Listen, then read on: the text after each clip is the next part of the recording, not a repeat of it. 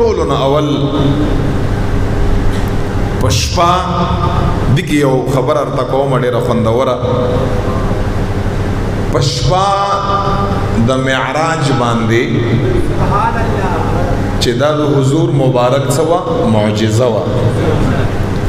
او دا معجزه دا د پیغمبر صلی الله علیه وسلم خصوصیت دی دا معراج دا د بل چا نه دی شوی دا سفر دا د بل چا نه دی شوی دا شرف او عزت دا د حضور مبارک کمال دی دا بل چا ته نه میلاو شوی په دغه کې ارته یو خوندوره تاسو به په اول ځل اورئ خبره کومه چې حضور مبارک کله ځمکې نه روان شو الہ العالمین اول اسمان ته ورساوه خو الته حصار نه کړ دویم اسمان ته ورساوه ګوره دا نقطه باندې ځان پوه کړئ خو الته حصار نه کړ بیا یې دریم اسمان ته ورساوه پنځم اسمان ته ورساوه روان دی دا خو بلندی دا بلندی شان رفعت اوم اسمان ته ورساوه التم خپل دیدار الہ العالمین اور کولې شو نه پدې کې یو تا یو اعلان کوي تا الله تعالی کمال خای اوم اسمان ته ورسېږه الت سٹاپ نشو سدرۃ المنتہا بیت المعمور ته ورسېده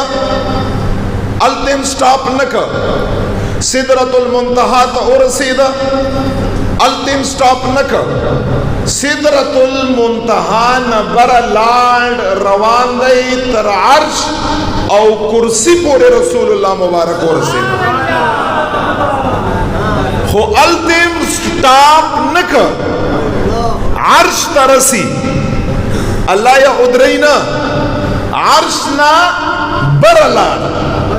بس عرش نا برا الہ العالمین دیدار پاتے ہو اغم خدای پاک ورکی خو عرش نا برلا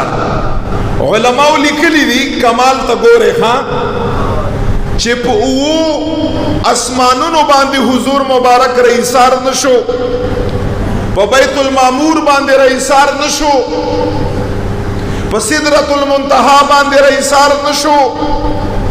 پا عرش و پا کرسی باندے رئیسار نشو دا اغین برا حالت سو حالت داو چی پا دیش پا باندے او اسمانونا دا حضور مبارک دا قدمون لان دیوی بیت المعمور دا حضور مبارک دا قدمونو لان دیوی سدرۃ المنتہا دا محبوب علیہ السلام دا قدمونو لان دے دے عرش عظیم دا دا حضور مبارک دا قدمونو لان دے دے اگا فرشتی چھ عرش یعنی ولا دے اگا دا حضور دا مبارک قدمونو لان دی دی جبرائیل علیہ السلام نن دا حضور دا قدمونو لان دے دے میکائیل و اسرافیل علیہ السلام چھ دا دا فرشتو سرداران دی اغنن دا قدمونو دا محبوب علیہ السلام نلام دیوی جنت المعوا